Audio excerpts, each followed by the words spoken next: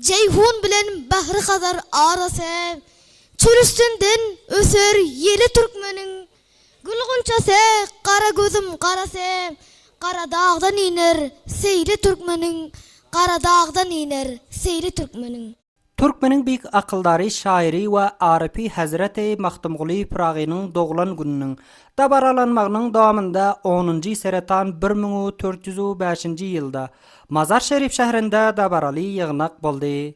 Bu yığınağa bir neçe medeniyet işgərləri, bilim ocakların ustadları, şairler, yazıcılar, xas mehmanlar ve Türkmenistan'ın vekilleri katnaştılar.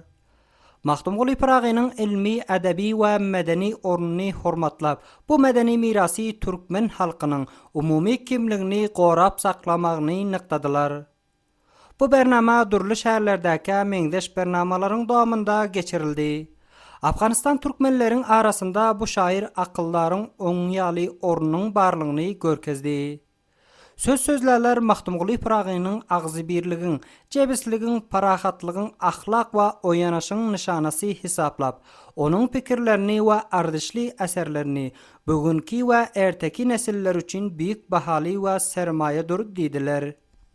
امروز در شهر مزار شریف مرکز تمدن و فرهنگ ولایت بلخ گرد هم آمده ایم تا از جایگاه علمی و ادبی یکی از بزرگترین چهره‌های ادبیات ترکمن روانشاد مخدومقلی فراغی شاعر سده 12 هجری قمری برگزار نماییم.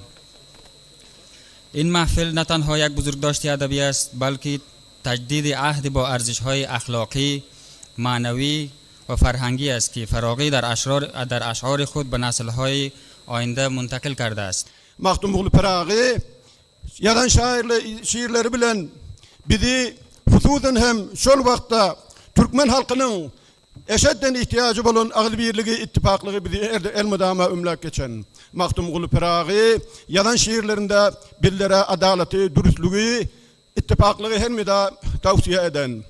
Bu erdişli mirası yaş nesillere geçirilmekini nıqtadılar.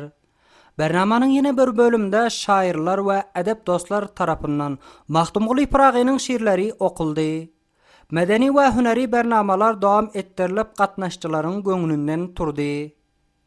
Bernamanın alıp barcıları şöyle bernamaların devam etmegi, medeni kimliği güçlendirmekte, sosyal hizmettaşlığı geneltmekte, Türkmenin edebi ve medeni mirasını Afganistan'da ve Sevit'te tanıtmakta mühim rol oynap barıyorluğunu bellediler.